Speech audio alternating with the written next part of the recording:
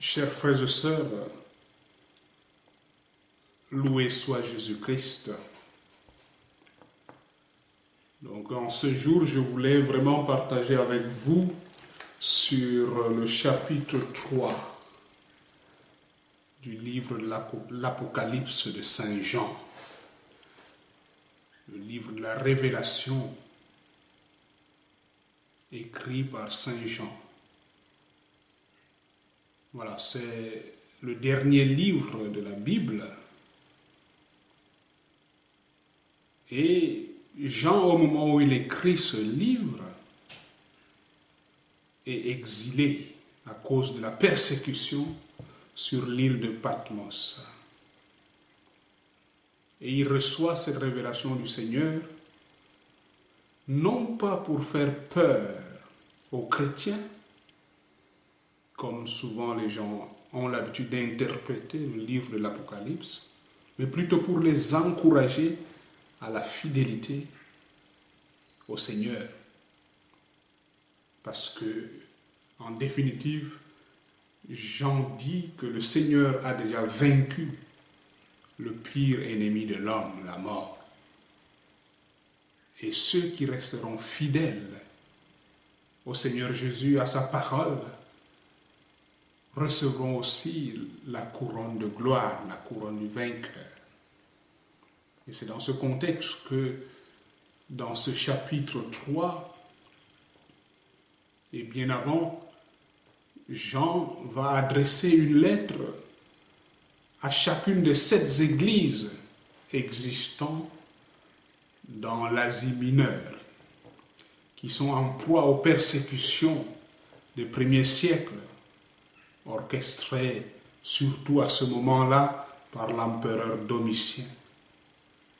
Et face au luxe, au faste de l'Empire romain, dont certains chrétiens sont tentés soit de se compromettre avec le pouvoir en place, soit de lâcher la foi chrétienne par peur de persécution. Donc face à ces gens-là, Jean les exhorte, les encourage à la fidélité au Seigneur.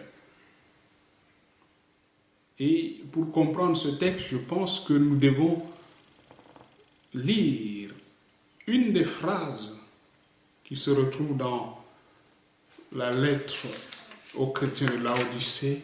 Le Seigneur dit, « Moi, tout ce que j'aime, je les reprends et corrige. » Donc à chacune de ces églises, il va leur dire la vérité. Donc opération vérité que le Seigneur est en train de faire. Comme un père éduque ses enfants. À l'église de Sardes, qu'est-ce qu'il reproche à l'église de Sardes? Il lui reproche son inauthenticité. Ce n'est pas une église authentique. C'est-à-dire, il dit, voilà, je connais ta conduite. Je sais que ton nom est celui d'un vivant. Mais tu es mort. Voilà, c'est une église très belle en apparence, dont les gens louent peut-être l'organisation et tout ce qui s'y fait, mais en fait, c'est une église remplie de gens hypocrites qui sont prêts à se compromettre avec le monde. C'est pourquoi le Seigneur dit, tu es mort. En apparence, tu as de la renommée, mais tu es mort, parce que tu n'es pas authentique. Quelqu'un d'authentique, c'est quelqu'un qui produit des choses qui viennent de l'intérieur de lui-même. Pas celui qui fait des choses pour faire bonne figure. Et le Seigneur dit donc, sois vigilant. Eh bien, rappelle-toi ce que tu as reçu, entendu. Garde-le et convertis-toi. Un appel à la conversion. Et bien aimé, ce qui est adressé à l'Église, collectivement, est adressé aussi à chacun de nous. On peut être apparemment chrétien apprécié de tous, mais est-ce que notre fidélité au Seigneur est réelle? ou bien on fait seulement bonne figure? Sommes-nous authentiques avec notre foi? Si tel n'est pas le cas, le Seigneur nous demande juste de nous convertir à sa parole.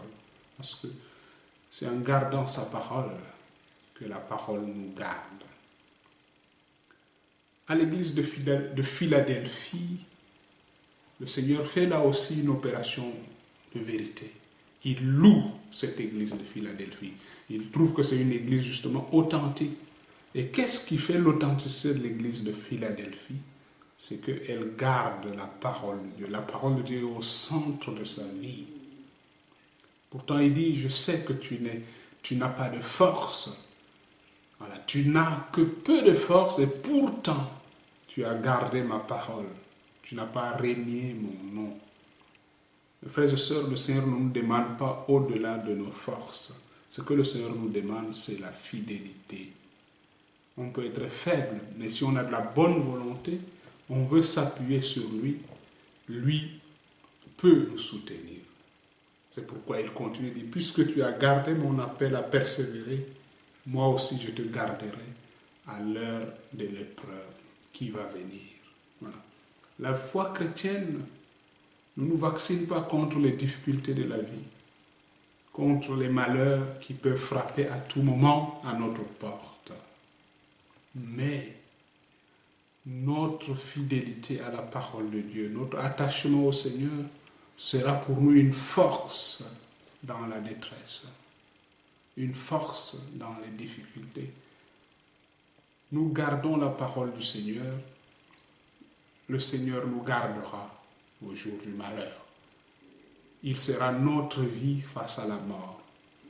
Il sera notre consolation face aux pleurs. Il sera notre joie face à la tristesse. C'est à nous de nous attacher à sa parole et à sa personne. À l'église de Laodicée, enfin, le Seigneur leur reproche la tiédeur de leur foi. Ah, c'est le mal peut-être de beaucoup de chrétiens de l'église aujourd'hui, la tiédeur de la foi. La foi est un feu. Mes frères et sœurs, quand on a la foi, l'Esprit Saint s'installe en nous et allume son feu. Un chrétien tiède est tout simplement mort. Le Seigneur, à travers cette reproche des églises de Laodicée, nous appelle à la ferveur de la foi. Que notre joie de croire se manifeste sans complexe. Que notre foi soit décoincée. Ne nous laissons pas prendre au piège de ce monde qui nous amène à privatiser notre foi. Notre foi n'est pas à privatiser. Nous devons rayonner de la joie de l'Évangile, comme nous dit le pape François, pour pouvoir montrer à ce monde, à notre monde, que c'est beau de croire, que c'est bon de croire. Donc, ne soyons pas tièdes. Soyons des chrétiens. Force. Voilà, mes bien-aimés, ce que j'ai gardé de cette parole. Que chacun prend cela pour lui-même, pour avancer. Et du coup, au jour où le Seigneur viendra nous chercher, ça sera un rendez-vous d'amour. Ne nous trompons pas de route. Rien ne peut nous apporter le salut, ni dans ce monde, ni dans l'autre monde, sauf Jésus-Christ.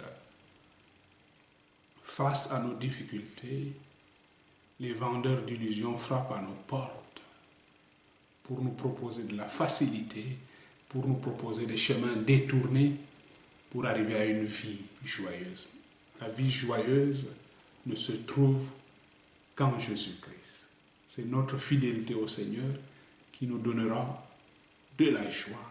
Le Seigneur dit, je vous dis tout cela pour que ma joie soit parfaite. Alors le Seigneur frappe à ta porte ma sœur, mon frère, laisse-le entrer, laisse-le prendre possession de ta vie. Parce qu'il veut te donner la vie, il veut te donner la joie. Que la paix du Seigneur soit avec vous.